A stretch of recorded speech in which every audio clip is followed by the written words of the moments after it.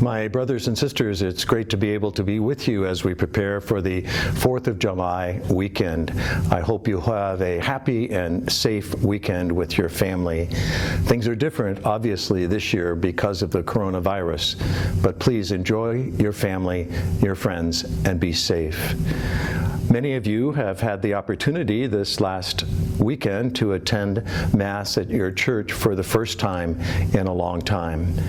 I want to thank you for following the protocols, and I ask you to join me in a special way of thanking your pastor and his parish staff who prepared so well for all of you to be welcomed as best we could under these conditions.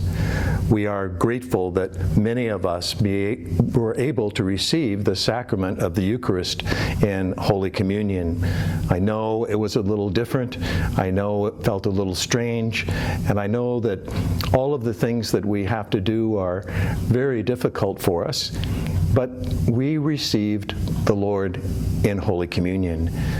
That is so special and so important. The Lord is present in no other way like He is in the Eucharist.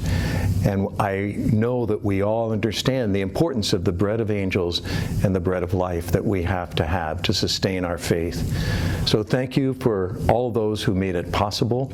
We're continuing to do the best we can under these circumstances.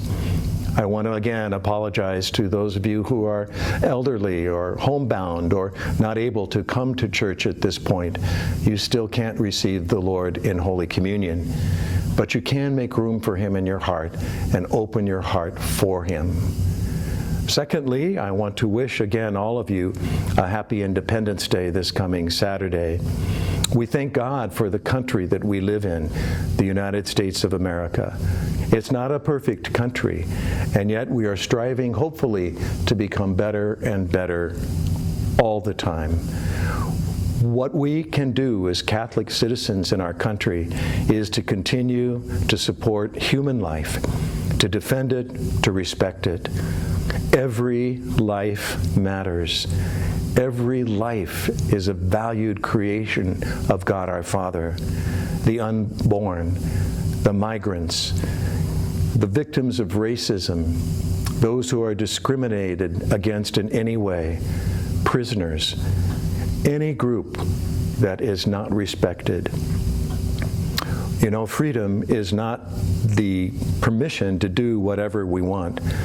Freedom is to do the right thing according to God's will and God's eyes. Let's defend that gift of freedom and do what it asks us to do.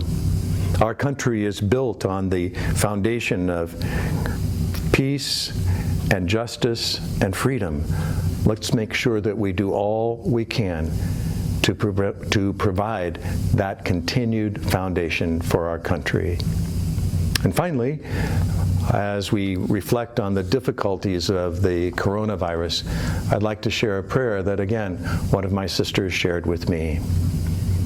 When this is over, may we never take for granted a handshake with a stranger, full shelves at the store, conversations with our neighbors, a crowded theater, a Friday night out, the taste of Holy Communion, a routine checkup, a school rush each morning, coffee with a friend, a stadium roaring, each deep breath, a boring Tuesday, life itself.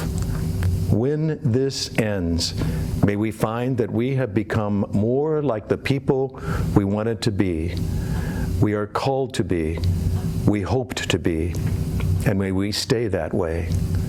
May God bless you and keep you and be safe this 4th of July weekend.